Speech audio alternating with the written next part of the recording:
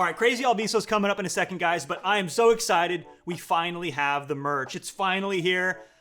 Look, this took forever because honestly, it needed to be perfect. I didn't want to put my name on something that I wasn't really passionate about. But we have shirts. We have some race day sandals. I'm very excited about. I'm wearing my pair right here. Look, here's the deal. I wanted it to be reasonably priced. I wanted it to be high quality. I wanted to wear this stuff. That was really like the qualification for whether or not I would sell this. And I'm happy to say we're finally there. So check out the link in the description. If the merch does well and it makes money, it's just going to go back to my buddy EJ and all of the other amazing folks who help us create this content. So this is the best way to support the channel. If you're considering helping out, check out the link in the description. Now back to the race. Hey, what's up, guys? Welcome back to another Alviso. This is from a couple months ago.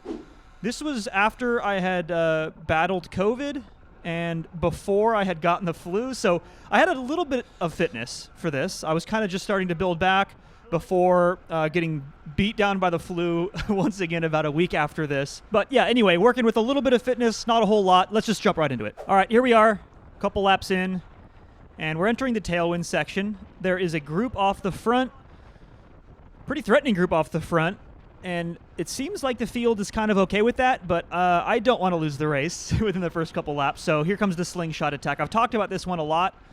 The idea is you carry speed past the front riders like I just did, because I want to get across to the lead riders, but I don't want to drag the entire field with me. Unfortunately, as you can see in the rear camera, it just doesn't work. I end up bringing the whole field with me. But the good news is, at least I bring the field back in the process, which immediately gets counterattacked by a familiar face here in front of me. Yes, that is Blaine on Thirsty Bear, and he is wearing a special jersey. That is the Alviso Leaders jersey from last week. That's right, there is a Leaders jersey that each weekly winner carries on their back. And since I missed last week's Alviso, I'm hungry for a win. I want to take that jersey off Blaine's back. So I immediately follow this attack. And Blaine kind of makes it easy on me. He attacks from the front. Not from my favorite slingshot position, about 10 or 12 riders back. And here you can see why attacking from the front is usually not the best idea. It's really hard to get a gap when you attack from the front, because you're not coming past the front riders with a bunch of speed, and you're not catching them by surprise. But he puts in a hard effort, and by the time he elbows me through, I take a quick peek back, and I see that gaps are starting to form, so I decide to keep on the pressure. But it's too early still, and we get brought back. But not before this very threatening counterattack goes with like 6 riders.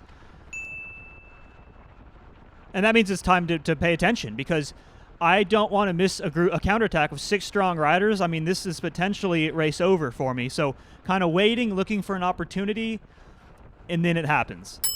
When you see a rider attack like this in front of you, you always follow, especially when there's a breakaway off the front. It just makes sense. You're going to get a free ride 9 times out of 10. And again, he attacked from the front of the field, meaning he doesn't have that element of surprise. He doesn't have that big pop, that big acceleration, that difference in speed that allows you to get away. So we end up bringing him back, and 1 lap later, same spot, same rider, same exact move. Guys, I'm having deja vu. So again, like, we follow these attacks, right? You can see the small group off the front. I'd rather not let them get away. With only 10 kilometers remaining, we're getting close to the end of this race, so I definitely follow this one. But look who is in the rear camera.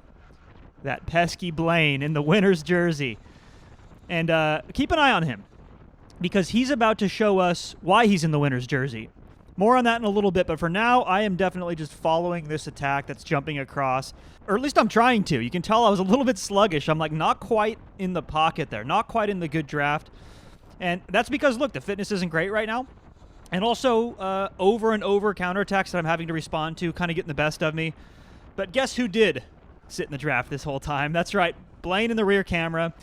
He did a great job just to immediately jump in, and he's going to show us why he's in the leader's jersey. Look at him. He leaves this little sprinter's gap, and now he's going to come by with some speed, and this is exactly how you do it. Because, look, I'm boxed in. I can't respond. Also, the front riders are tired. They're slowing down. He's speeding up, so you have that big delta, that big difference in speed. That's what makes counterattacks like that effective. All right, just a couple hundred meters later, and look, it's bad enough with Blaine off the front, but once I see Dante go up the road right here, it is like alarm bells are going off, because it's now or never. Like, this is the hill I die on. I absolutely must get across to Dante right now. With Dante and Blaine up the road, this race is almost certainly over. So we're going to go pretty hard here into a block headwind.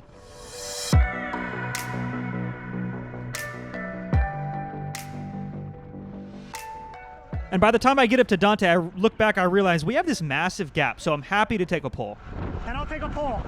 And I'm happy to continue working with him because I'm pretty sure that this is going to be the selection of the day. And we get across, but everyone just kind of looks at each other instead of rotating.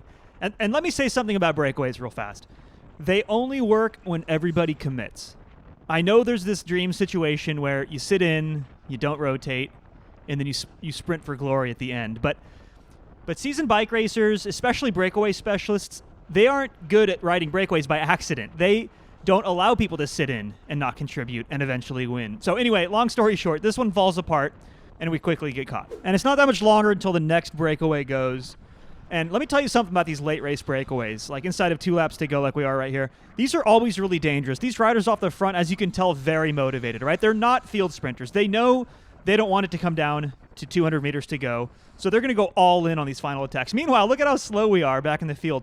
All of these guys are either A, tired, or B, they are saving their legs for the sprint finish. More than likely, it's a combination of the two. So nobody's motivated to chase that back. And as a result, look, they already have like 5 seconds off the front. Everyone's just coasting. And that brings us into the final lap. And look how far back I am. There's only 1,700 meters to go. I definitely need to move up here.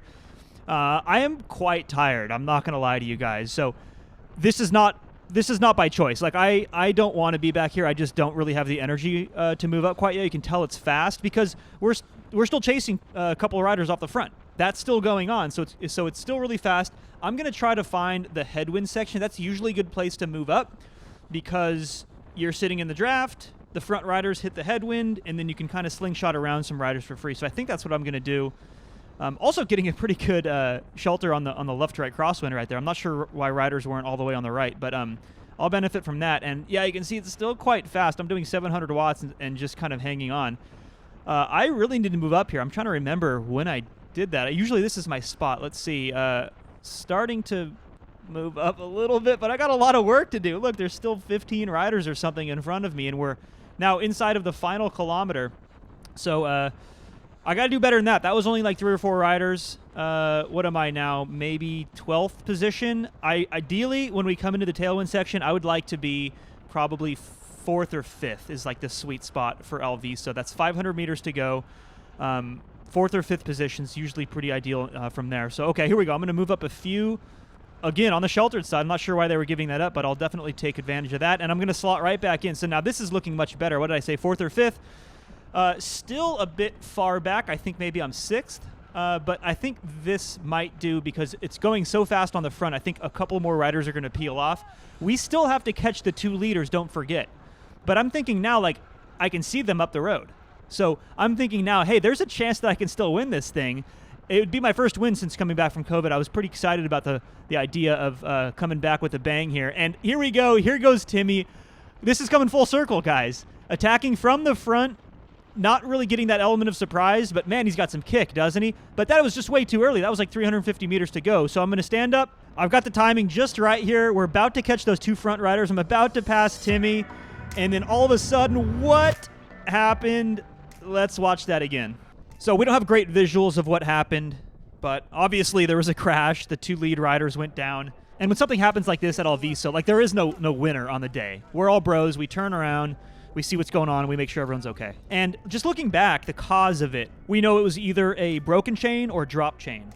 And look, I mean, sometimes you just break a chain, but other times things like this are completely preventable. What I used to do when I was coaching is I would give my athletes this pre-race equipment checklist. I'm going to drop that down in the description if you guys are interested in checking it out.